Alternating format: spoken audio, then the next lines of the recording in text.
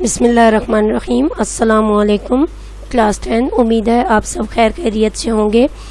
हमने अपने पिछले सबक में पढ़ा था सूरह अहज़ाब का रुकू नंबर 2, जिसकी हमने पढ़ी थी आयत 9 से लेकर 17 तक, और उसमें मैंने आपको होमवर्क के तौर पर एक सवाल भी दिया था जो आपकी मश्क में मौजूद था कि ईमान वालों को अल्लाह ताला की नुसरत और फ़तह किस तरह से, ताईद किस तरह से हासिल हुई, और साथ में आपको दिए थे अल्फाज मानी। उम्मीद है आपने वो अपने पास लिख ली होंगे, आपको रुकू की अच्छी तरह से समझ आ गई होगी।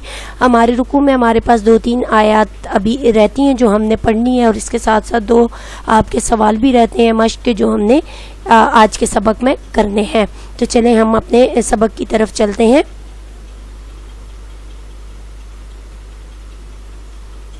बिस्मिल्लाहिर्रहमानिर्रहीम।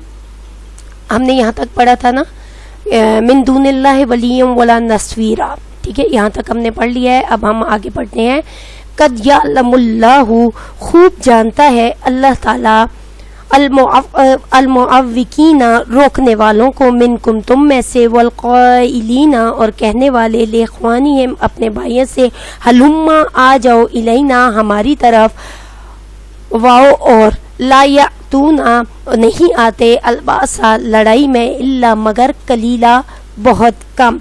अब यहाँ पे हमने पहले पढ़ा था ना कि अल्लाह ताला ऐसे लोगों को दोस्त और मददगार नहीं बनाता जो बहाने बनाए और जो मैदान जंग से, मैदान से फरार होने के बहाने वगैरह बनाते हैं।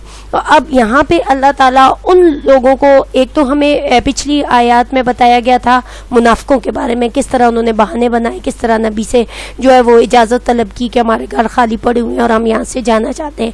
अब यहाँ पे ऐसे लोगों के बारे में अल्लाह ताला हमें बता रहा है जो खुद भी जहाद में रुकावट डालते, यानी जंग ना करना चाहते, और दूसरों को भी जंग करने से रोकते।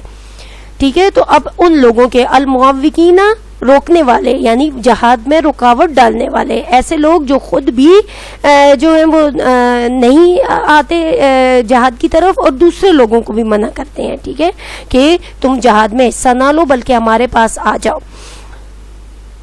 तो ये होगा, इससे क्या होगा, हमारे पास आने से जो है वो तुम जंग के दौरान मरोगे नहीं, तुम जो है वो तुम्हें कोई भी किसी किस्म का नुकसान नहीं पहुंचा पाएगा। अशीहता, बुखल करते हैं, अलैकुम, तुम्हारे मुतलिक, फ़इज़ा जाअ, फिर जब आए, अलखौफ, खौफ, रअयतहुम, तुम देखोगे उन्हें, यंजुरूना, वो देखने लगते हैं, इलैका, तुम्हारी तरफ, तदूरू, घूम रही हैं, आयुनुहुम, उनकी आंखें, कल्लज़ी, उस शख्स की तरह, युग़शा, गशी छाई हो, अलैहिम, जिस पर, मिनल मौती, मौत से, फ़इज़ा, पस जब, ज़हबा, चला जाता है, अलखौफु, खौफ का वक्त। ठीक है, जब खौफ उनका दूर हो जाता है, सलकूकुम, तुमसे चलाते हैं तुम्हारे खिलाफ, बेअलसिनतिन, जबानों से, दादिन, तेज तेज, अशीहतन, बुखल करते हुए, अलल खैरी, खैर पर, यानी अपने माल पर बुखल करते हुए वो तेज तेज जबानों से तुम्हारे खिलाफ जबान दराजी करने लगते हैं। उलाइका, यही लोग हैं, लम युमिनू, नहीं ईमान लाए, फ़अहबतल्लाहु, पस ज़ाया कर दिया अल्लाह ने, अहमालहुम, उनके आमाल, वकाना, और है, ज़ालिका, ये, अल्लाह, अल्लाह पर, यसीरा, आसान। यानी ये लोग इसलिए बुखल करते हैं, ठीक है, लड़ाई में नहीं आते मगर कम, तो ये तुम्हारे खिलाफ जो है वो बुखल करते हैं। और ये बुखल इसलिए, जब डर का वक्त आता है तो तुम देखते हो ये तुम्हारी तरफ देख रहे हैं और उनकी आंखें इस तरह फिर रही होती हैं जैसे किसी को मौत से गशी आ रही हो।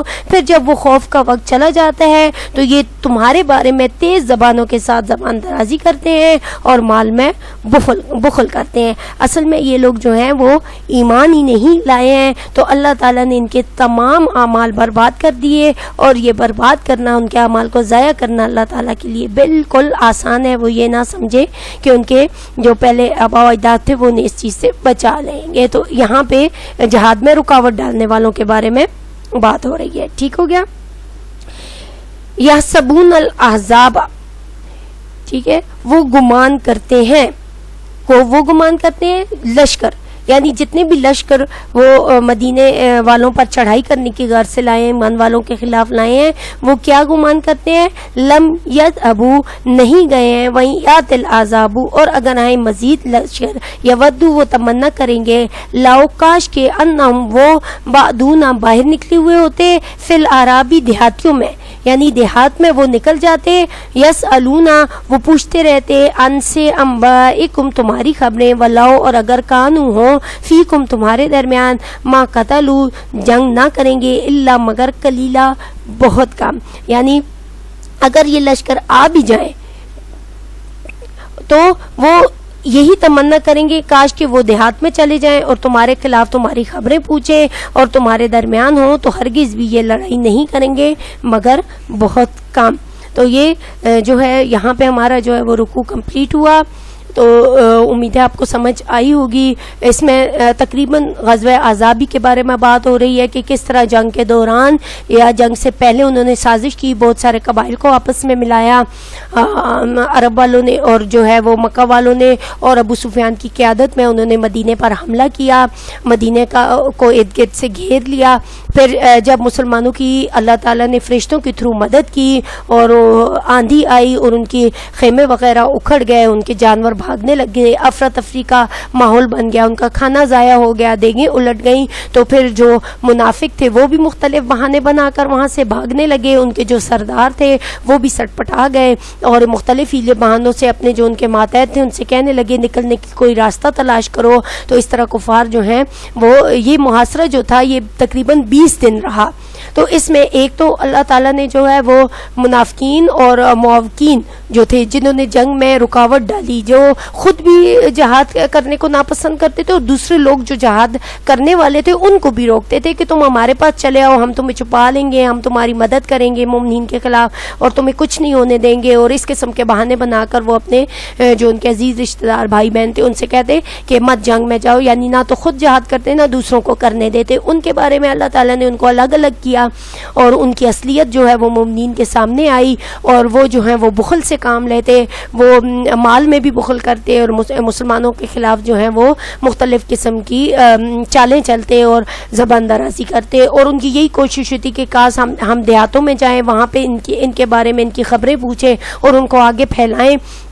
اگر وہ تمہارے درمیان ہوتی بھی تو بالکل جنگ نہ کرتے مگر بہت تھوڑے، مطلب وہی جن کا ایمان پختہ تھا، جو اللہ تعالیٰ پر بھروسہ کرتے تھے، جو نبی صلی اللہ علیہ وسلم کو اپنی جان سے بڑھ کر چاہتے تھے، ان کے سوا باقی کوئی بھی جنگ نہ کرتا۔ تو اللہ تعالیٰ نے ان چیزوں کو اس رکوع میں جو ہے وہ الگ الگ کھول کے مومنین کے سامنے پیش کیا۔ اس کے ساتھ ساتھ اللہ تعالیٰ نے ایک تو اہل ایمان کا طرز عمل بتایا ہمیں کہ اہل ایمان جو تھے جن کا اللہ تعالیٰ پہ ایمان پختہ تھا، انہوں نے 20 دن تک جو ہے وہ نہ تو ان کے پاس کھانا پینا تھا اور نہ ہی وہ اس قسم کے ہتھیار وغیرہ، اتنی پریشانی کے عالم میں بھی، اتنی آزمائش کے عالم میں بھی وہ ثابت قدم رہے، انہوں نے نبی صلی اللہ علیہ وسلم کا ساتھ دیا اور 20 دن تک انہوں نے جو ہے یہ معاشرہ برداشت کیا، بھوک برداشت کی، پیاس برداشت کی، لیکن اس کے باوجود ان کے قدم نہیں ڈگمگائے اور وہ ثابت قدمی سے دشمن کا مقابلہ کرتے رہے۔ اس کے برعکس جو منافقین تھے انہوں نے کیسے بہانے بنائے، کس طرح وہ وہاں سے بھاگے، اپنے گھروں کا بہانہ بنایا کہ وہ خالی ہیں اور وہ غیر محفوظ ہیں اور لوگ ان پر قبضہ کر لیں گے، اور اس قسم کے بہانے بنا کر وہ جنگ سے بھاگ گئے۔ ٹھیک ہے، اس کے علاوہ جہاد میں رکاوٹ ڈالنے والوں کے بارے میں بتایا گیا۔ تو یہ ساری چیزیں ہمیں اس رکوع میں سمجھائی گئی ہیں۔ امید ہے اسٹوڈنٹس آپ کو اچھی طرح ان چیزوں کی سمجھ آ گئی ہوگی۔ تو اب ہم اپنی چلتے ہیں مشق کی طرف، جس میں ہمارے 2 سوال ہمارے پاس رہتے ہیں۔ ہمارے پاس پہلا سوال ہے سوال نمبر 2۔ ٹھیک ہے، پہلا سوال تو آپ نے اپنی کاپی میں لکھ لیا، اب آپ نے یہ سوال نمبر 2 لکھنا ہے۔ غزوہ احزاب کے دوران آزمائش کی گھڑیوں میں اہل ایمان اور منافقین کا طرز عمل کیا تھا؟ تو ہم سبق کے دوران بھی پڑھتے رہے، پھر اینڈ میں بھی میں نے آپ کو سبق پڑھنے کے بعد بھی ان کا طرز عمل بتایا۔ جواب میں ہے کہ غزوہ احزاب کے دوران آزمائش کی گھڑیوں میں اہل ایمان اور منافقین کا طرز عمل جدا جدا تھا۔ اب سب سے پہلا جو ہے اس میں ہمیں اہل ایمان کا طرز عمل غزوہ احزاب میں، تو پہلے اہل ایمان کا بتایا جا رہا ہے کہ انہوں نے کیا کیا۔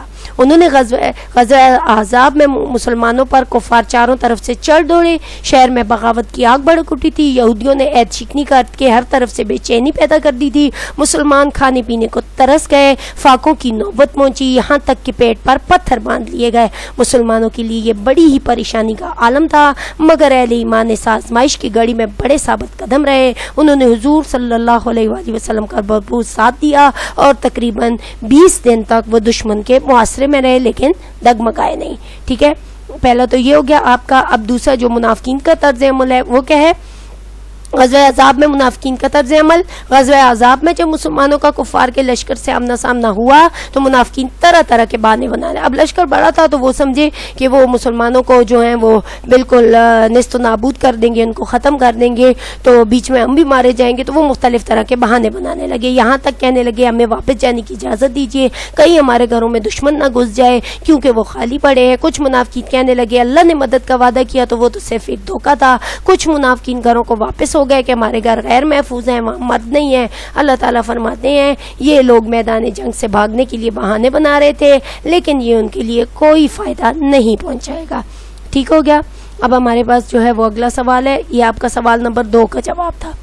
سوال نمبر 3 ہے، ان آیات میں جہاد میں رکاوٹ ڈالنے والے المعوقین کے بارے میں کیا فرمایا گیا؟ یعنی جو ہمارے پاس آخری آیات آئی ہیں نا، اور لفظ المعوقین، تو یہ اس کے بارے میں نے آپ کو بتایا ہے سبق کے دوران بھی کہ جہاد میں رکاوٹ ڈالنے والے کے بارے میں کیا فرمایا گیا، تو اس کا جواب کیا ہے؟ ان آیات میں اللہ تعالیٰ جہاد میں رکاوٹ ڈالنے والوں کے بارے میں فرماتے ہیں کہ یہ لوگ نہ تو خود جہاد کرتے ہیں نہ دوسرے مسلمانوں کو جہاد کرنے دیتے ہیں، بلکہ اپنے بھائیوں کو اپنے پاس بلاتے ہیں اور کہتے ہیں کہ تم لوگ مسلمانوں کے ساتھ مل کر لڑو گے تو کیا فائدہ حاصل کرو گے، اور یہ لوگ نہ تو خود مال خرچ کرتے ہیں اور نہ ہی دوسروں کو مال خرچ کرنے دیتے ہیں، بلکہ یہ لوگ یہ بھی پسند نہیں کرتے تھے کہ ان کے مسلمان رشتہ دار آپ صلی اللہ علیہ وسلم پر کچھ خرچ کریں۔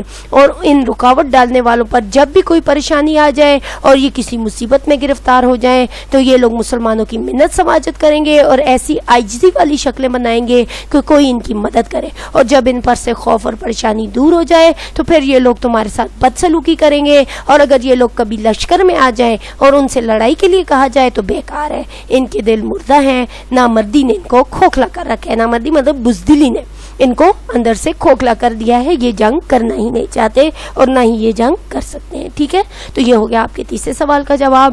یہاں پہ ہمارا رکوع نمبر 2 کمپلیٹ ہو گیا ہے، ماشاءاللہ سے آپ کی مشق بھی ہو گئی، آپ نے رکوع بھی پڑھ لیا، امید ہے آپ کو اچھی طرح سمجھ آئے گی۔ بار بار اس کو سنیں، بار بار اس کو یاد کریں، تو انشاءاللہ پھر ہم اپنا رکوع نمبر 3 اپنے اگلے سبق میں سٹارٹ کریں گے۔ اپنا خیال رکھیے گا۔ وآخر الدعوانا ان الحمدللہ رب العالمین۔